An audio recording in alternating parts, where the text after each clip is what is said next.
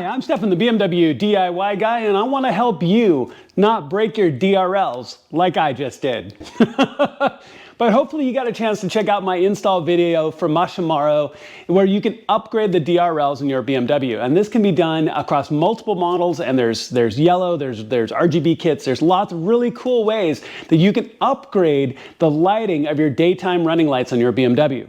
Now, I just broke mine. All right, so let's go ahead and jump in the car and I'll show you exactly what I'm talking about, and I hope you can avoid the same thing.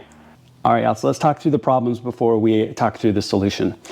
Now, right now, my car is half white, half yellow. So I've got the inner lights are the OEM white, the outer are the new yellow from Mashamaro. And that was after I decided to move this a little bit. I was going to change my setup a little bit.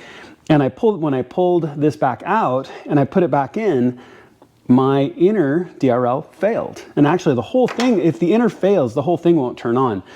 So I'll spare you all the time that I spent trying to figure out what was wrong. And this is the new DRL board from Mashamaro here on the left side or driver's side position. I initially thought that it was a bad one. Maybe I had one that failed. I got another one. I thought that one had failed. Something's wrong here. Now, if you look very, very closely, and it's hard to see, but if you look right on the edge right there, you're gonna see a very, very teeny tiny resistor. Now, this is one of the OEM boards. It's not the exact identical board, but you'll see there's no exposed resistors around where the LEDs are. So the heart of the problem is right here. You've got your plastic light guide. You've got two light guides that come up. You've got one that comes up on this side to collect the light from the LED. You have one on this side that comes up to collect the light for the LED for the center. So in this position, and I've got the OEM board in right now, as you can see, there's no resistor on that edge. Now, I've definitely spoken with some folks who followed my other video, had no problem and installed it on first attempt. They did great. They don't understand why it's failed, and I have to tell them, well, you're just like me in this case. You scrape the resistor off. There's no solution other than buying a new board.